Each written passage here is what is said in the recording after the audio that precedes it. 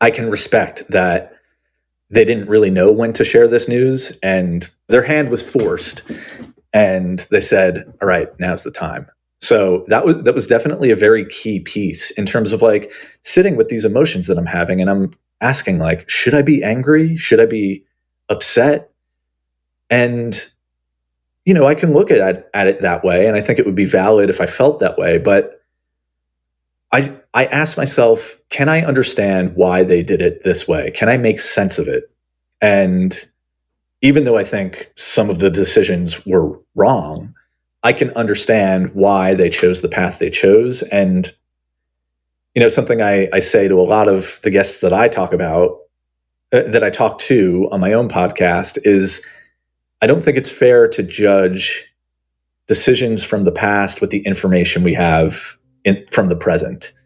And back then, I mean, it seems like parents just followed doctor's orders, and my parents were no different. Yeah. So I don't hold it against them.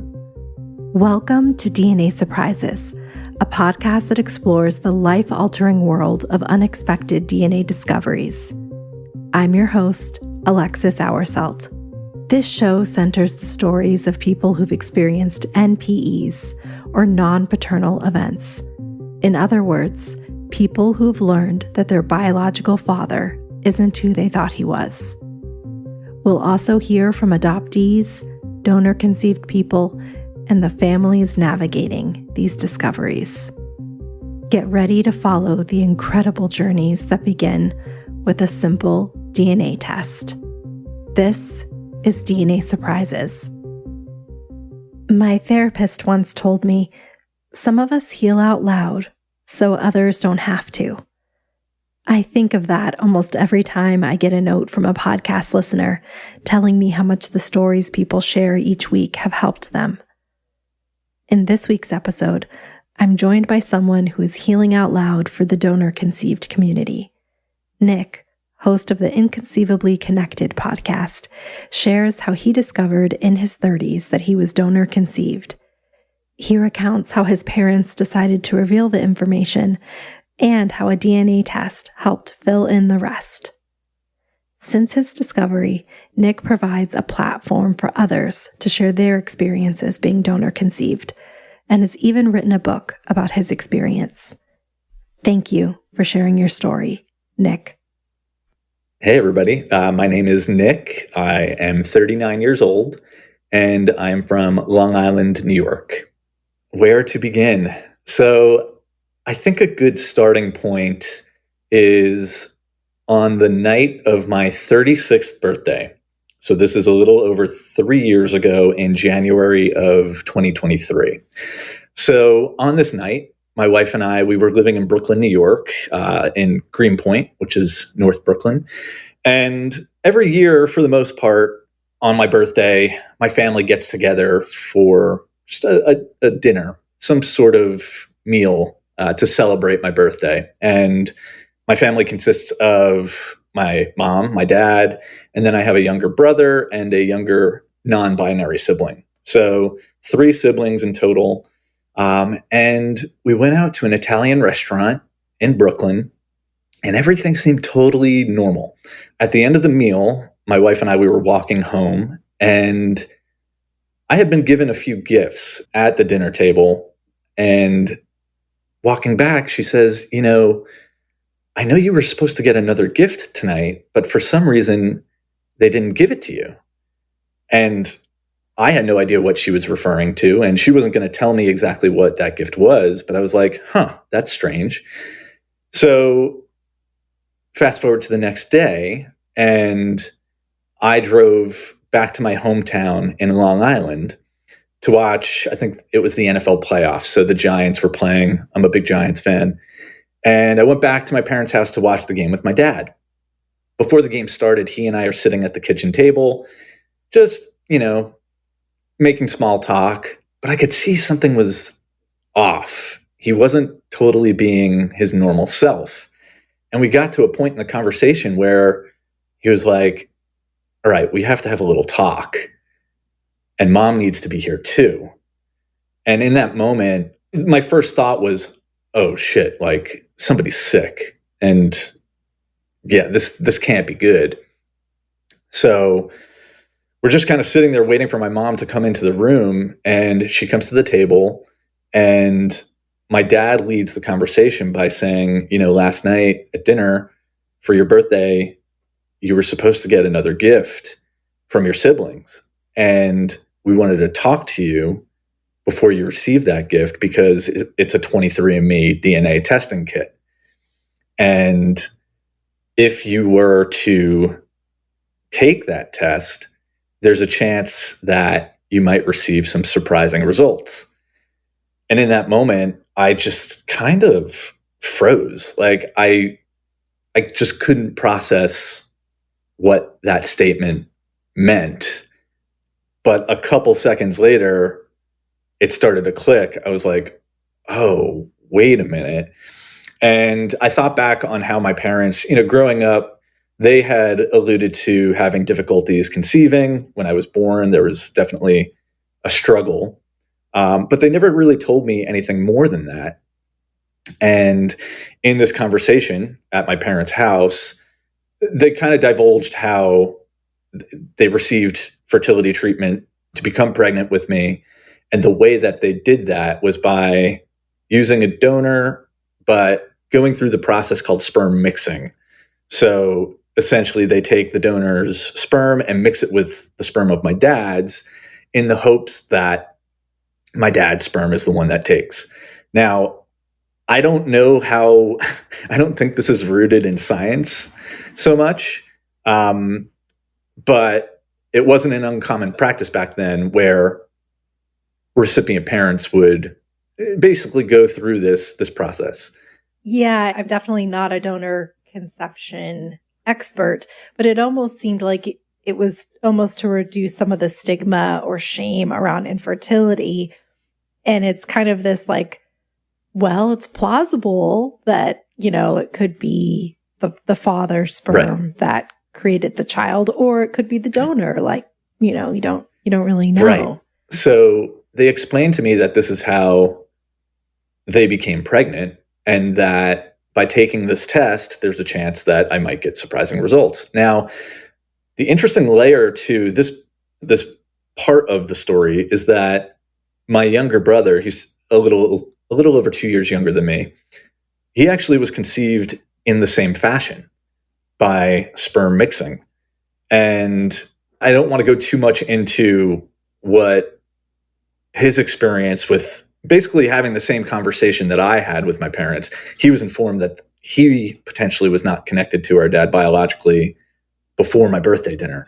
They were all holding on to this at the dinner and not telling me what my brother had already found out. So he was now aware of this possibility at this family gathering and couldn't say anything about it. So it was like torturous for him to be there and not be able to spill the beans. So anyway, yeah, he and I end up going through this process together in a lot of ways, where after I discover that, like, whoa, am I really potentially not biologically connected to my dad? And like wondering, okay, am I taking this DNA test? Is there a reason why maybe I shouldn't? And I slept on it. And the very next morning I was like, I'm taking the test. Like, there's no way I'm not getting this information.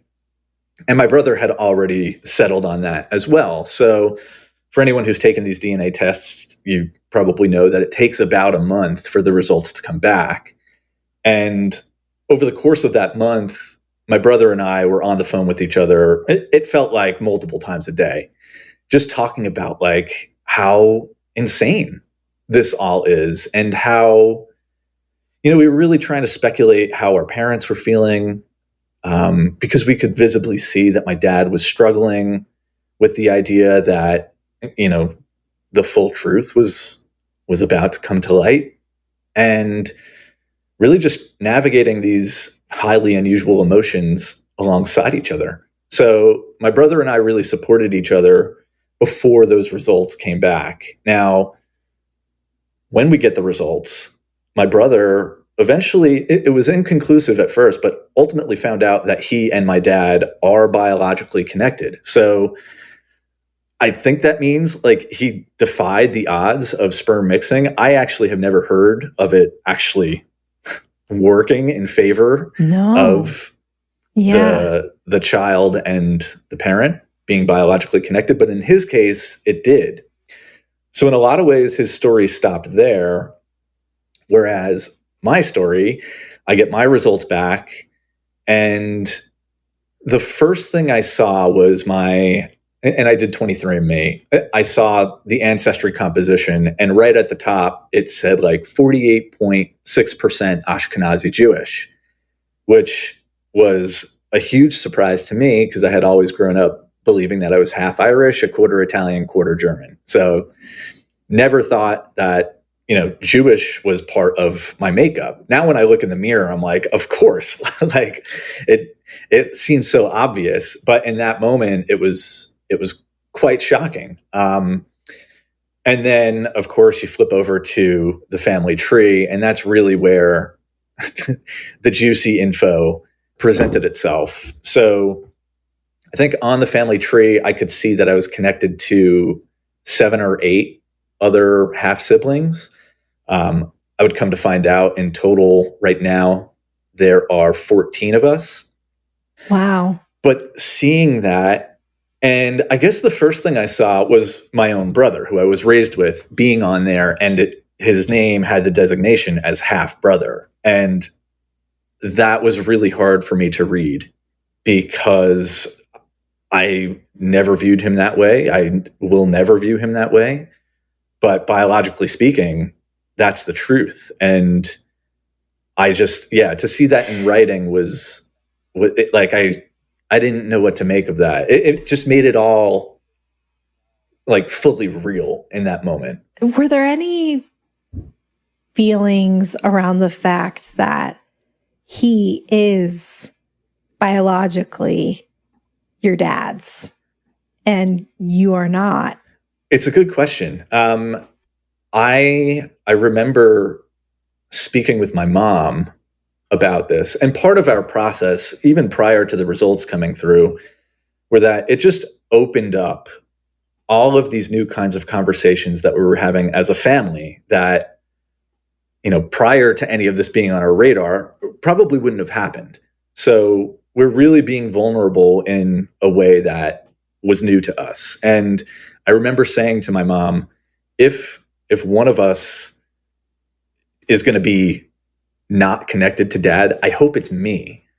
And I said that because I felt like I was equipped to handle this kind of news for a number of reasons, but I felt like it almost made more sense. Like, how donor conceived people, a lot of the times things just seem to click, where like that feeling of maybe being a little bit out of place growing up and wondering like, wait, why am I this way? Why am I a little bit different than everybody else?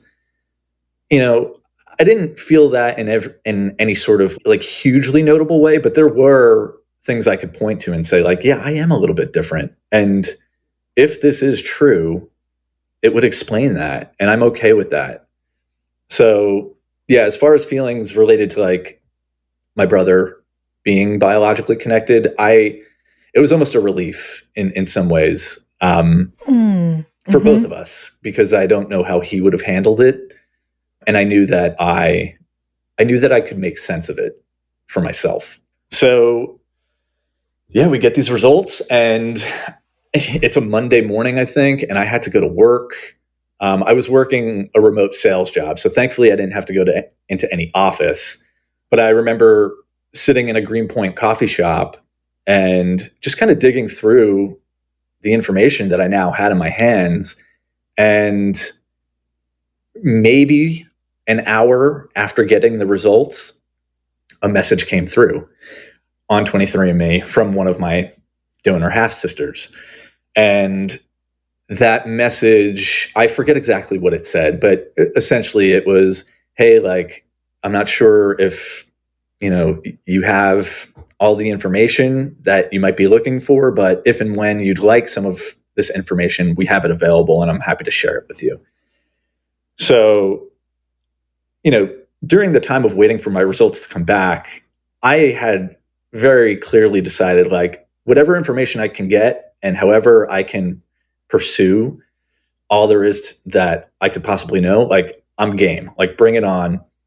So right away, I wrote back to her and I was like, please, like, send me anything and everything that you have. And within minutes, she sent me an email that I think the first one was, it was like a photo collage of the half siblings. And I remember distinctly when I looked at that, first off, I'm catching flashes and glimpses of myself in these people who at the time were strangers. And I also had this feeling of like, whoa, like I am forever connected to these people. I don't know who they are yet, and I don't know if I will get to know who they are, but there's a permanent bond now that this collage is a symbol of. So that was pretty trippy to look at that. And then after that, I received another email that was from the donor.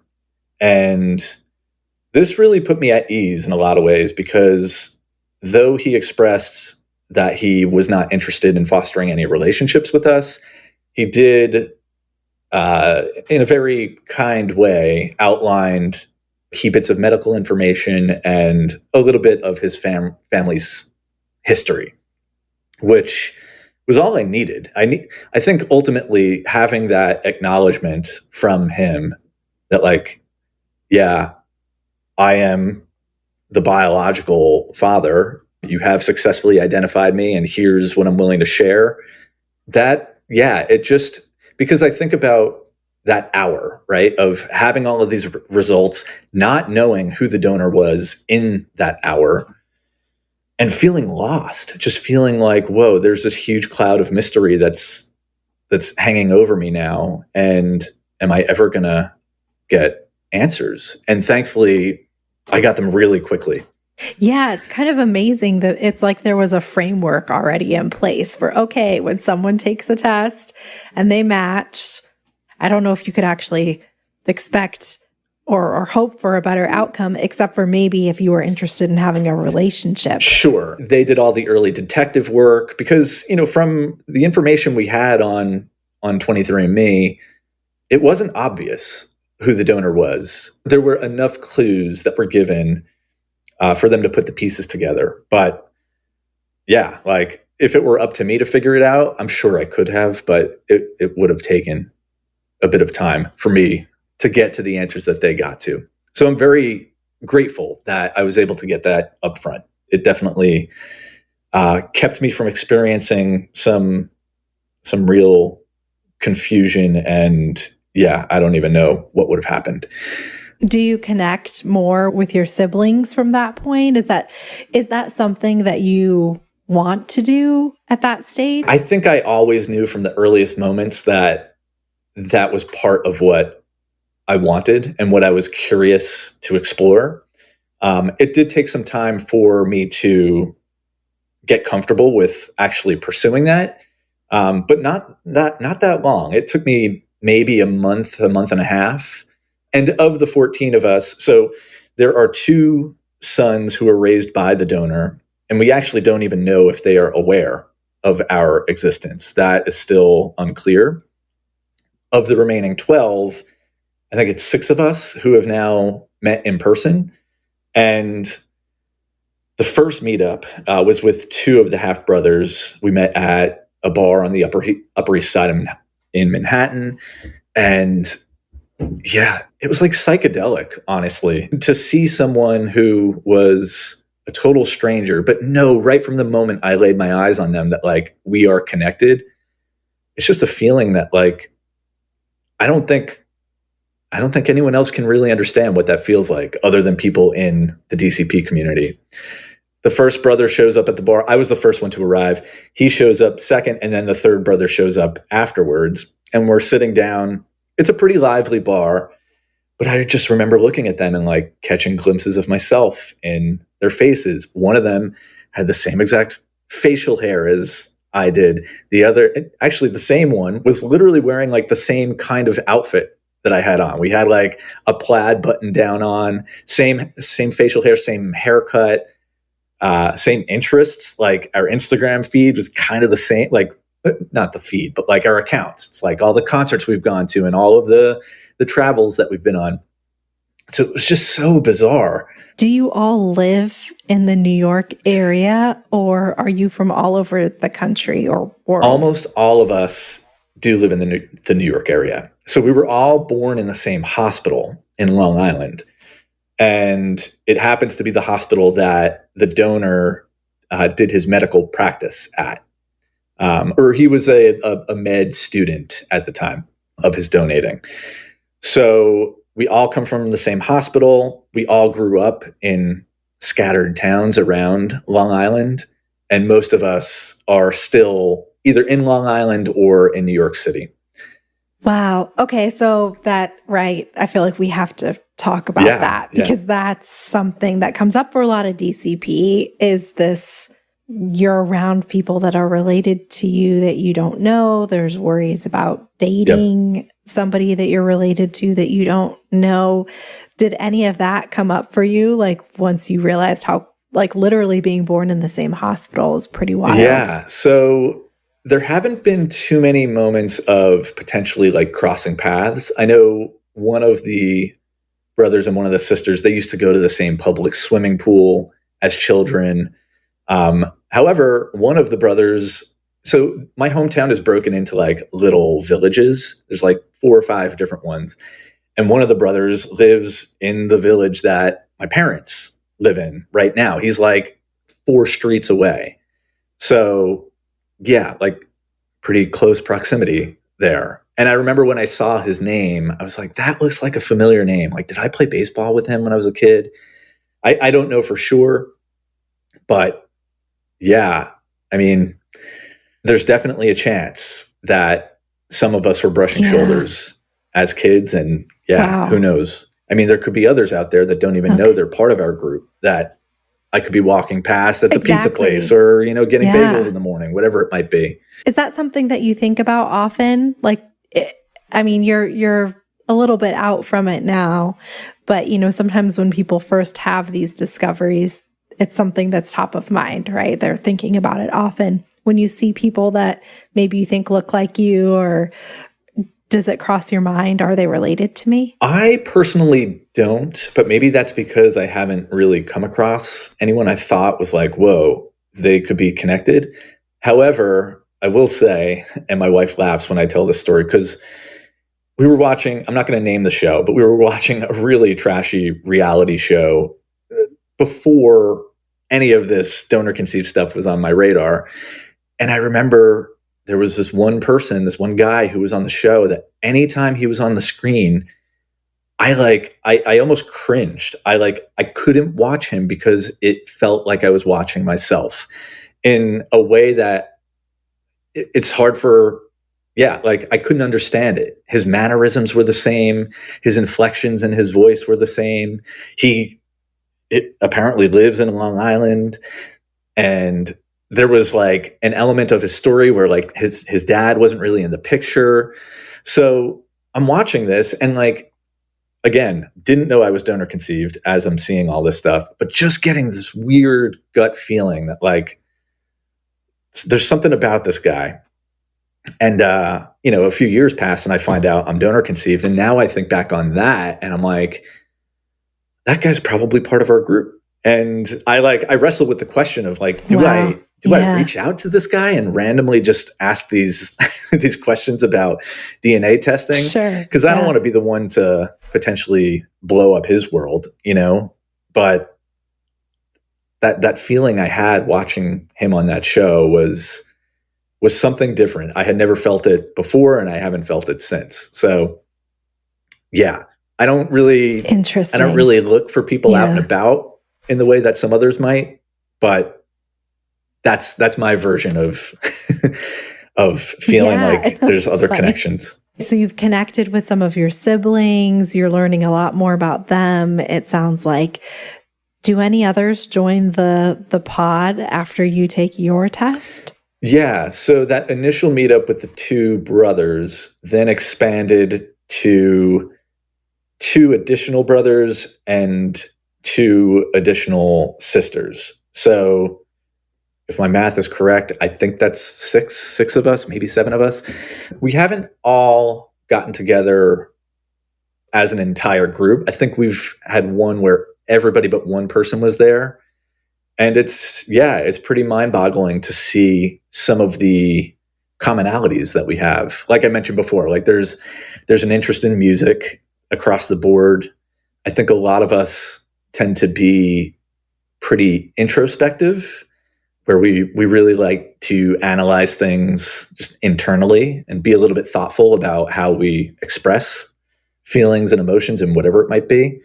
One of the things that I noticed as I was able to social media stalk the donor is that I'm pretty fanatical about basketball and specifically the New York Knicks. You can see I'm wearing a Knicks hat right now. The donor, as I'm examining some of the photos that I had access to, I can see he's a huge basketball fan. And the reason I note that is because in my own family, I'm the only one who ever had a passion for sports and was really excited about basketball and playing basketball. And I can see that clearly comes from the donor. I can also see that he's an adventurer in some ways and has some pretty interesting travel experience. I'm the only person in my family who prioritizes seeing the world and really getting out of my comfort zone and going to places that are sort of off the beaten path for a lot of people. So there are things that I now have access to information-wise where I can say, with the nature versus nurture debate in mind, like, oh, there's a lot on this nature side that I didn't know of before. I didn't know it was in that bucket. So that's been pretty fascinating to see. And one of the other things that I really enjoy, and it's one of the main motivators behind wanting to get as much experience spending time with these new connections of mine, is that the more I get to know them, these new brothers and sisters, the more I feel like I understand myself. That's really awesome. I think hearing you learn about the donor and some commonalities that you have and maybe how it was different than the family that you grew up in takes me back to your parents. I'm curious, you said that they were struggling kind of when they first gave you that information. Did they share if it was something that they intended to reveal to you at any point? Was it something that they planned to keep secret? They did. Yeah, they shared what their thoughts behind all of this were. And essentially, they informed me that it was the doctor's advice to them to not say anything, which they followed.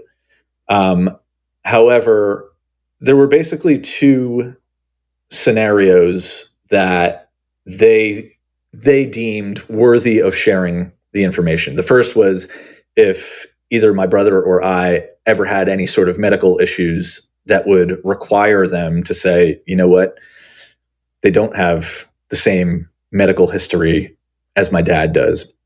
Knock on wood, thankfully, I never had anything growing up or even as an adult that required, at least it never required divulging that information, or at least they didn't think they needed to. The other would have been if some sort of technology came out that would identify all of this. And sure enough, it did. And yeah, they expressed to me that like in the early days of 23andMe and Ancestry coming out to the public, they'd see some of these commercials or it would be in the news and they'd kind of look at each other and be like, the clock is ticking, like this is going to happen at some point. And yeah, in my case, my siblings randomly decided to get me that DNA testing kit. And that was the moment my parents said, yeah, we have to address this now. And that's something, as I think about like all of the different parts of my story, them having that conversation with me and sitting down with me to say, hey, if you take this test, you might be shocked. I can't stress how valuable and how important it was for them to do that with me and to get ahead of it. Because if I had found out through 23andMe when they had opportunities to tell it to me themselves, that would have been difficult for me to accept. I can respect that they didn't really know when to share this news and their hand was forced and they said, all right, now's the time. So that was definitely a very key piece in terms of like sitting with these emotions that I'm having. And I'm asking like, should I be angry? Should I be upset? And, I can look at it that way. And I think it would be valid if I felt that way. But I asked myself, can I understand why they did it this way? Can I make sense of it? And even though I think some of the decisions were wrong, I can understand why they chose the path they chose. And, something I say to a lot of the guests that I talk about, that I talk to on my own podcast is I don't think it's fair to judge decisions from the past with the information we have from the present. And back then, I mean, it seems like parents just followed doctor's orders, and my parents were no different. Yeah. So I don't hold it against them. But yeah, I guess another element here is as these facts were coming to light, there was definitely a little bit of friction, not friction so much as just a struggle, particularly with my dad, in the fact that like I was going to be open about this. I was very clear up front, like, this doesn't change anything. Our relationship is not affected in any sort of negative way by this, but I'm not going to keep this under wraps. This is my story, and I feel the need to tell it. I almost felt like I had to reintroduce myself. And while my parents were accepting of that, it definitely made my dad in particular a bit uncomfortable, knowing that they held on to this for 30 plus years and now it's going to be exposed. And I think part of the beauty of how I view the situation now is that we got through sharing the story openly as one collective unit. It's not like I was out telling, my people and my parents were forced to tell their own people. We all did it together. And it ended up strengthening our bond, especially with me and my dad, knowing that he was definitely out of his comfort zone putting this out there, but, faced his fear. And now he talks about it as openly as I do. So it's really been cool. Oh, wow. It's been cool to watch, particularly my dad's evolution around all of this, where before we took the tests, he was like, I don't want to know the results. Like, I don't need to know them. And I was like, if I know the results, there's no way I'm keeping that from you. Just to see like where he was at the beginning of the story to where he is now is really cool. And I'm really proud of how he has handled this whole part of his life, because it's part of his story too. That's incredible. Really do identify with what you were saying about once you had it, the information, you had to tell it. You had to tell your story. Yeah. You had to reintroduce yourself. It's a whole new way of thinking about yourself and your identity. I guess on that note, like, you learned that you are Jewish. Mm-hmm. Is that a part of your identity that you have been interested in exploring or not?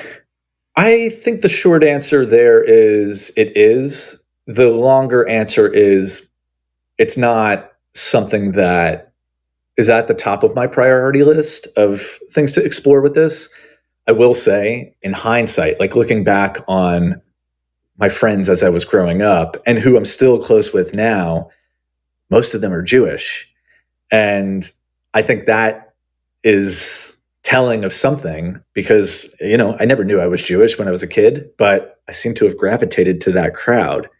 So I find that to be pretty fascinating. But outside of exploring what that means for me and understanding Jewish history and culture, I'm interested in it, but I don't know that I've been ready to really do the deep dive into all of that just yet.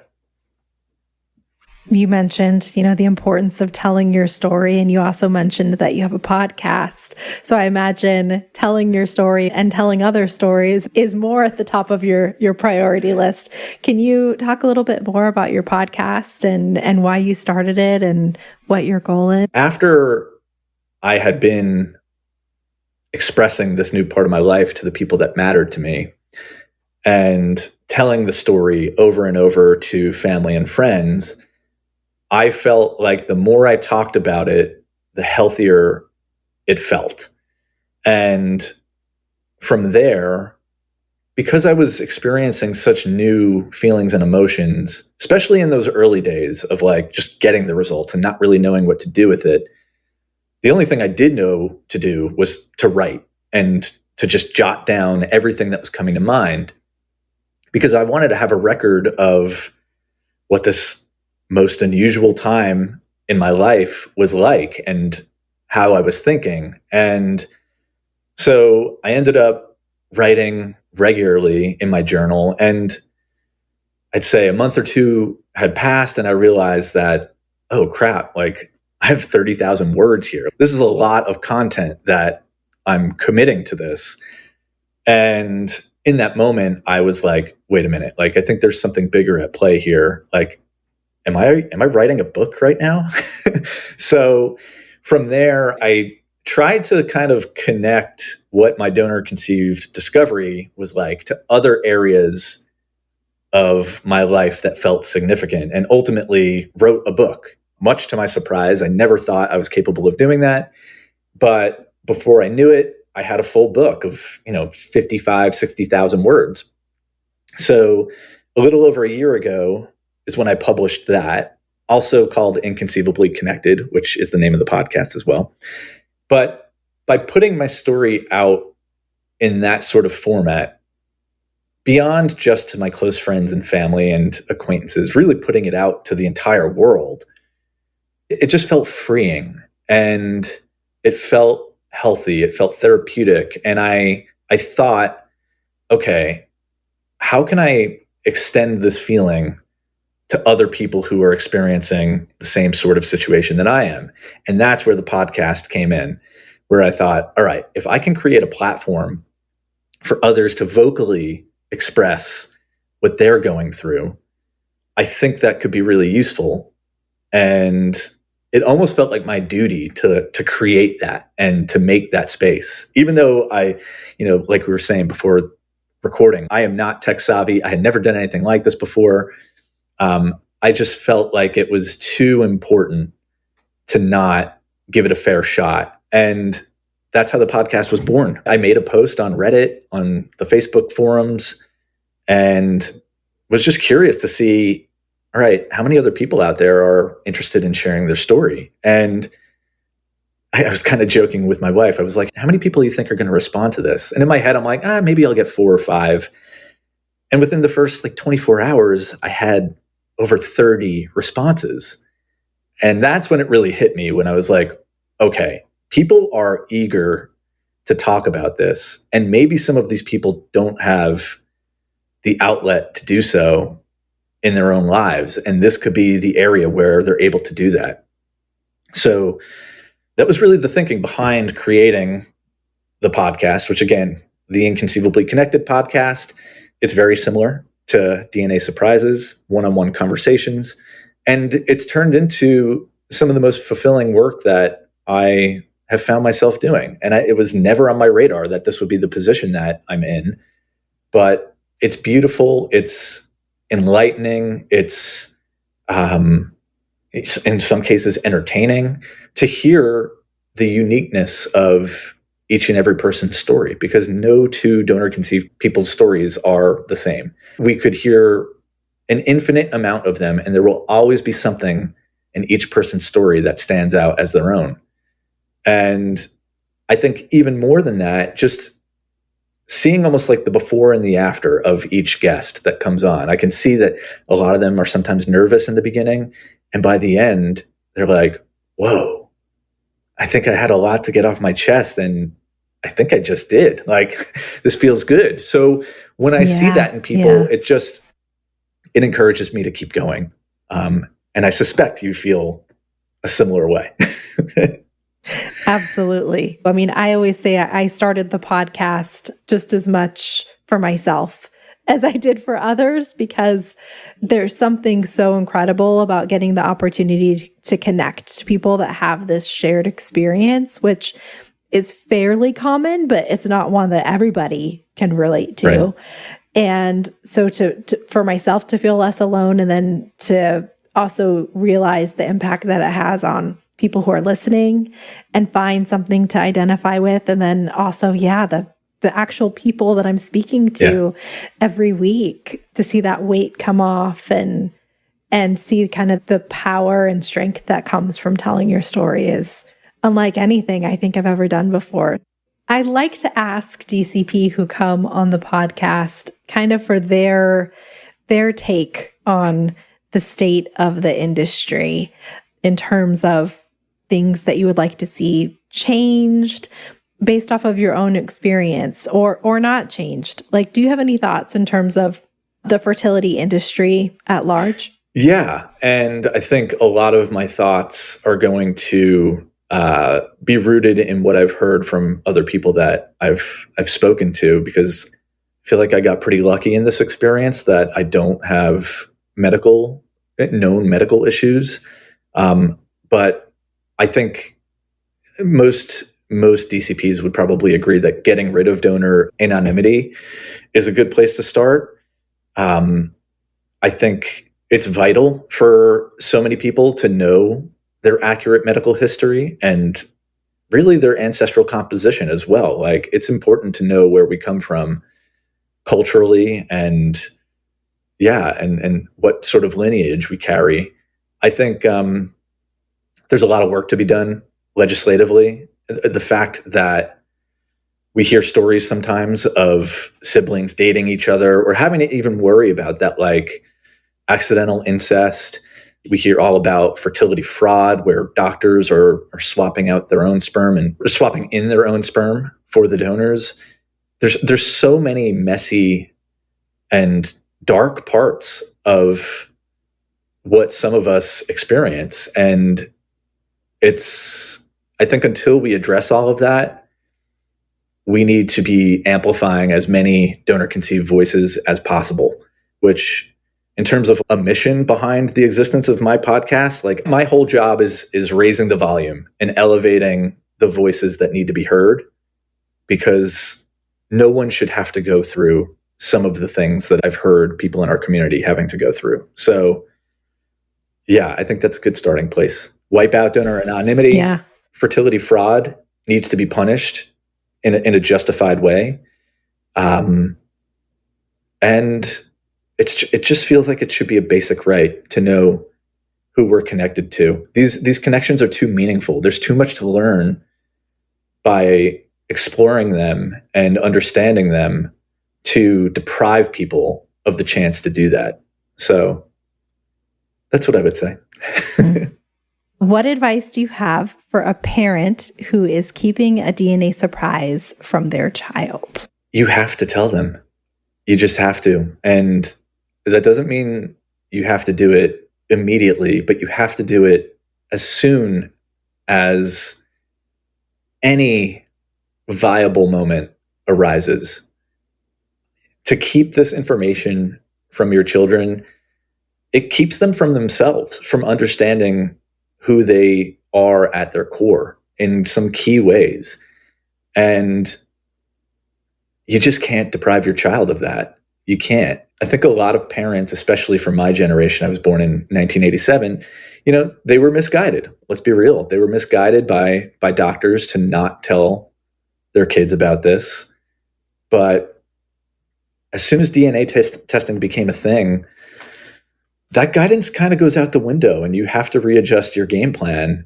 And I think even beyond giving your child the chance to know who they are on a deeper level, it's also going to set you free. Because whether you realize it or not, you're holding on to something. You're suppressing really vital information for your offspring, your children who you're raising, and you carry that with you, and that affects you, whether you think it does or not. And I remember very distinctly when my parents first divulged this information to me, and they saw that I didn't react in, for lack of a better word, in any sort of negative way. I could see the weight shed from their shoulders. I could see their spirits lifting by coming clean. And I think that's not to say that by sharing this with your children, there's not going to be blowback from it. But your child's going to respect you a whole lot more if they hear this news from their parents rather than from someone else or from a corporation like 23andMe. So that would be my advice. That's really good advice. And what advice do you have for someone who just discovered that they're donor conceived? I think there's two pieces there. I think the first is give yourself grace, move at whatever speed feels appropriate to you. Some people like to dive right into all of this, and that's not the way that everybody handles this situation. If you need to move nice and slow, move nice and slow. This is serious information and a serious part of who you are, and you don't want to rush through any of that. I think you want to feel every emotion that comes along with this, good and bad. And I think it's also really important for people to recognize that they're not alone in this. It can feel very isolating when you discover this, especially at a later stage in life. There's support out there. There are other people who have had the same lived experience that you can lean on. Don't try to conquer this or sit with this by yourself. You do not have to do that. There's other people that have gone on this journey already that can share words of wisdom and advice, and don't shy away from that. Accept those wise nuggets that people in our community have to offer. You may not think that you need them in certain moments, but they'll come in handy down the line. And I think the last thing I would say is, for those who find themselves in a position to tell your story. And I phrase it that way because I think many of us face some obstacles and challenges that maybe prevent us from putting the full truth out there in the ways that we want to. But I think everybody should be working on a path towards telling the story and owning it, because it's yours. And other people may not sit well with that, but it's not their place to tell you what you can share and what you can't. When you're ready to tell it. Because that's how we all come together, is by sharing these stories. Well said. Nick, thank you so much for joining me today and for sharing your story. It's been a pleasure to talk to you today. And I'm excited to listen to the Inconceivably Connected podcast and hope that others will check it out too, because it is so important to hear and share all of our stories. Thank you. Thank you. Thank you. Thanks again to Nick for sharing his story. If you're interested in checking out Nick's book or his podcast, I've linked them in the show notes. And if you have a DNA surprise that you'd like to share, submit your story at dnasurprises.com. And for early, ad-free access to episodes, join me over on Patreon at patreon.com/DNA Surprises. Until next time. DNA Surprises is hosted, produced, and edited by me, Alexis Auersalt. It is mixed and mastered by Josh Auersalt of Siren Recording Studios.